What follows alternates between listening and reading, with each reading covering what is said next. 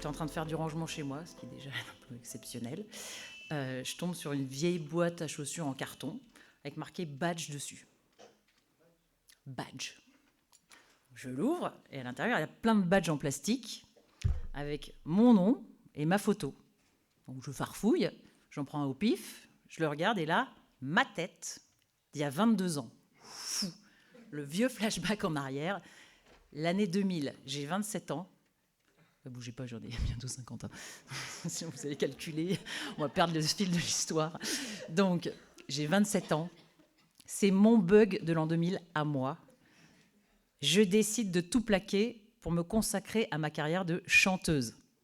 Parce que je suis chanteuse. D'où la grande maîtrise du micro. À l'époque, j'ai un job, ça fait 5 ans que je l'ai. Je suis responsable, je dis bien responsable, des accréditations au Festival de Cannes. C'est-à-dire Dieu. OK ? Donc, vous voyez un badge en plastique de 8 cm sur 5, ça a un pouvoir de ouf. Donc, j'étais Dieu. Et je décide, en fait, Dieu, ça ne m'intéresse pas trop. Moi, je vais être chanteuse. Donc, je vais voir une boîte d'intérim et je leur explique le topo. Je leur dis, moi, Dieu, bon, ça ne m'intéresse pas trop. Chanteuse. Donc, trouvez-moi tous les jobs possibles et imaginables, mais juste une consigne, je ne veux pas que ça m'intéresse. C'est-à-dire que je ne veux plus m'investir dans un boulot chronophage. Trouvez-moi des trucs un peu de merde, qui ne m'intéressent, enfin en tout cas, qui ne m'intéressent pas. N'importe quel job. Donc, OK. Et donc, ils suivent cette consigne et ils me trouvent, je ne sais pas, 25 boîtes différentes. Et au bout de, je ne sais pas, une dizaine de boîtes, ils m'appellent, ils me disent « Karine, c'est moi, on a un boulot pour toi extraordinaire. Une boîte magnifique dans le meilleur quartier de Paris, un truc de ouf. » Ça fait 2 fois que je dis ouf. Bon, bref. Dans le luxe. Alors, je dis, ah, ça c'est cool. Ça c'est exactement ce que je cherche. Je déteste le luxe. Je n'ai aucune chance de m'intéresser à ce job. Je conchis le luxe. Je déteste ça.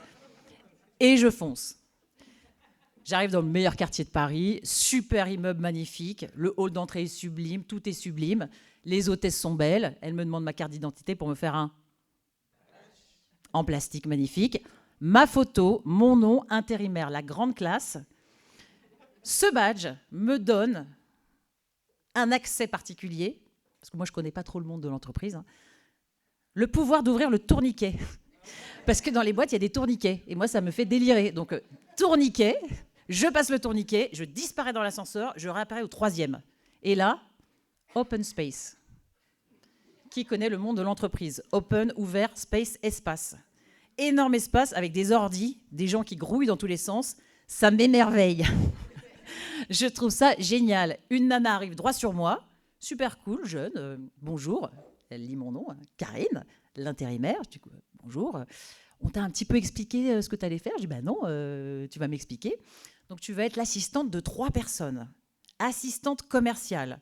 Ça va être super. 2 extra. Super jeune, très autonome. Tu vas les voir à peu près jamais. En revanche, le 3e, je ne veux pas te faire peur. Hein. OK? Il n'est pas cool. C'est-à-dire que c'est un monsieur. Là, c'est un monsieur. Les deux, c'est 2 mecs. Là, c'est un monsieur. Il est vraiment pas très sympa, comment te dire, il fait un peu peur à tout le monde. D'ailleurs, je crois que tu es à peu près la 12e assistante en 6 mois. Tu vois, les nanas craquent. On a même essayé un mec, même le mec a craqué. Merde. Et donc, elle me regarde. Je sais pas, ça va être marrant, ça. Elle fait, non, en fait, je suis en train de te dire que le mec est un peu tyrannique quand même, tu vois. Il gueule sur tout le monde, il dit jamais bonjour. Je fais, génial. Je dis, des gens sympas, j'en rencontre tous les jours, mais des gens comme ça, je suis désolée, mais moi, je ne rencontre pas tous les jours. Regarde, elle me dit, enfin non, il a quand même fait pleurer des nanas. Je fais, t'es en train de me décrire un monstre. Elle me dit oui. Aujourd'hui, on appelle ça des pervers narcissiques. Bon, à l'époque, c'était pas le cas. Je lui dis, tu me décris un monstre là. Elle me fait, oui, attends, tu sais comment on l'appelle? Croque-mitaine. Je dis, croque-mitaine. Elle me fait, chut, tais-toi, il est là-bas. Je dis, ok, écoute, moi je peux plus attendre, je veux rencontrer ce type. Donc je vais vers le bureau, j'arrive, énorme baie vitrée. Vous savez, comme dans les films américains, la baie vitrée, puis le store, là. Je regarde au travers de la baie vitrée, et là, je vois un type tout maigre, je sais pas, 55 ans, très vieux. À l'époque, je le trouve hyper vieux, le mec. Il est tout maigre, il a les cheveux tout gris, il a un costume tout gris, il est tout gris, quoi, de la tête aux pieds. Il est là derrière son ordi, et puis je sens les épaules sont là, comme ça. Il tape sur son ordinateur. Visiblement, effectivement, le type a l'air stressé, il se remet les lunettes, comme ça, il se gratte dans tous les sens. Et moi, je vois ça. Et à l'instant où je vois ce type, moi, ça m'émeut, en fait, ce genre de type, un peu comme Bakri, vous voyez. Et donc, moi, je vois le truc, oh, ça me touche en plein cœur. Je fais, oh, le pauvre. Donc, je tape. Entrez. Ah oui, ok. Ok, donc elles sont en même temps. Donc, j'ouvre la porte, et là, vous savez, il y a des gens qui ont des auras un peu de merde. Hein. Et ben lui, il a une sorte d'aura que je me prends en pleine face. Et donc, je dis bonjour. Je suis Karine, l'intérimaire. Je suis là pour 1 mois. Il me dit 1 mois. Ça fait 1 mois que je suis tout seul. J'ai pas d'assistante. Regardez, j'ai des dossiers partout. Et ça, je vais pas m'en sortir. Alors j'espère que vous êtes un peu moins quiche que les autres nanas d'avant. Même le mec, ça l'a pas fait. Donc dépêchez-vous. Je fais 1 mois.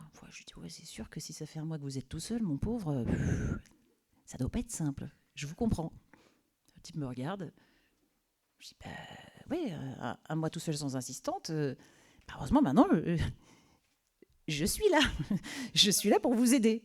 Donc le type me regarde un peu bizarrement, il me file un truc à faire. Je vous avouerai que je me souviens plus exactement des choses que j'ai fait dans cette boîte. Hein.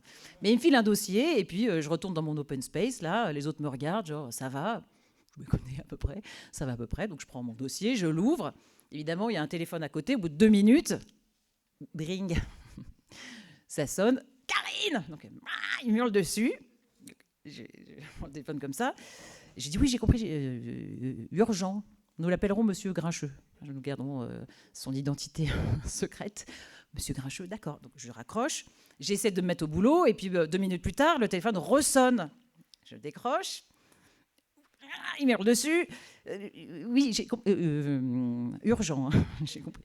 Et puis je raccroche, et puis la matinée passe, et puis il me fait le plan toutes les 2 minutes. Et donc au bout d'un moment, à la fin de la matinée, je me dis je vais pas m'en sortir de ce truc. Donc je me lève et je dis là ça va pas le faire. Et les autres me disent ah tu vois, on t'avait dit. Je fais oui bah, je vais le voir.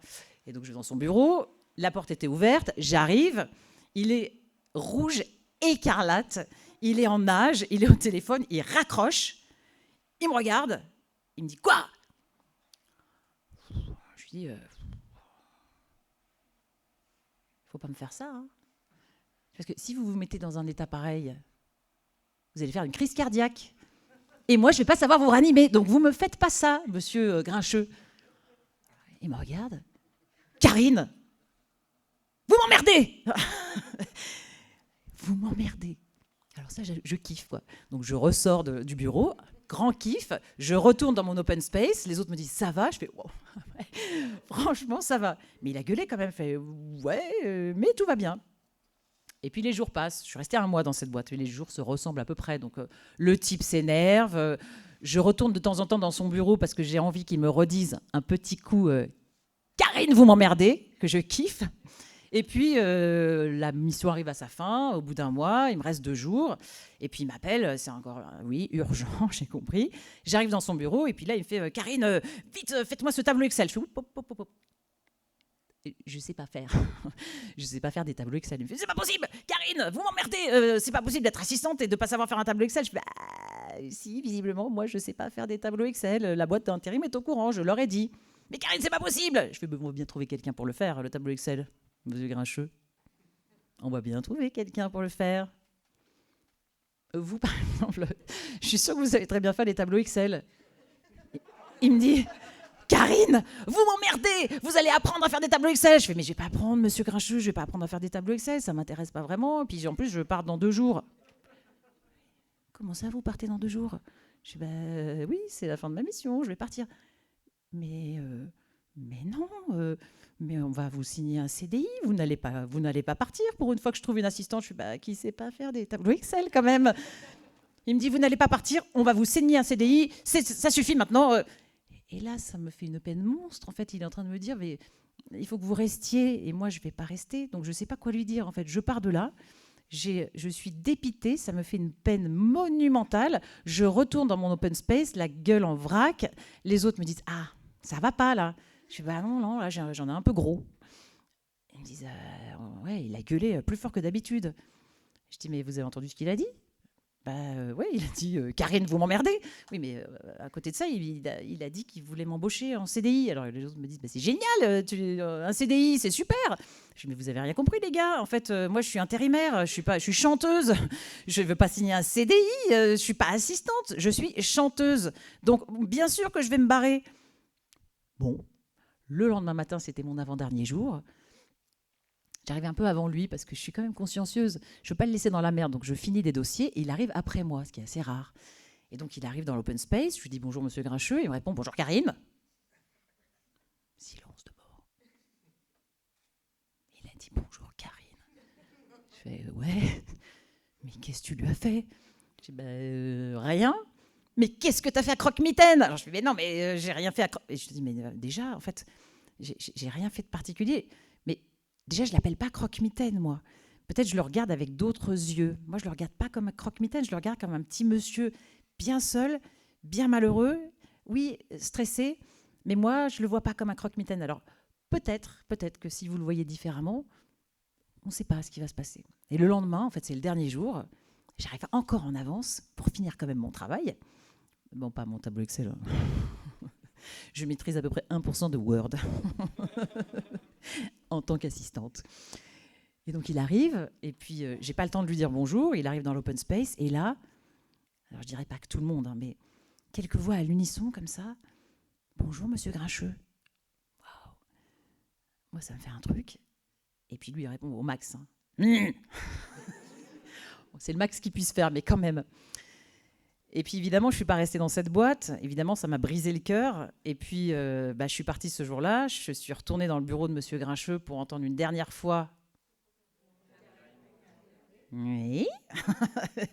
Karine, vous m'emmerdez. Et puis, je suis partie. Et puis, je suis passée par les hôtesses d'accueil et je leur ai dit, est-ce que je peux garder mon badge? Elles m'ont dit, non, normalement, on ne le laisse pas. Mais toi, t'es trop cool, alors on va te le laisser. Alors, j'aurais dit, merci les filles, vous êtes au top. Et puis, j'ai gardé mon badge. Et puis, je me suis retrouvée avec ce badge quelques mois là, dans cette boîte en plastique, en carton, avec plein de badges en plastique à l'intérieur. Et puis j'ai repensé à ce que je disais au début, le pouvoir d'un badge en plastique qui donne le pouvoir. Alors celui-là, il donne le pouvoir d'ouvrir un tourniquet. Je trouve ça assez magique. Et puis il a ce pouvoir. Alors oui, celui du Festival de Cannes, il a le pouvoir de vous faire accéder au tapis rouge. C'est en ce moment d'ailleurs le Festival de Cannes.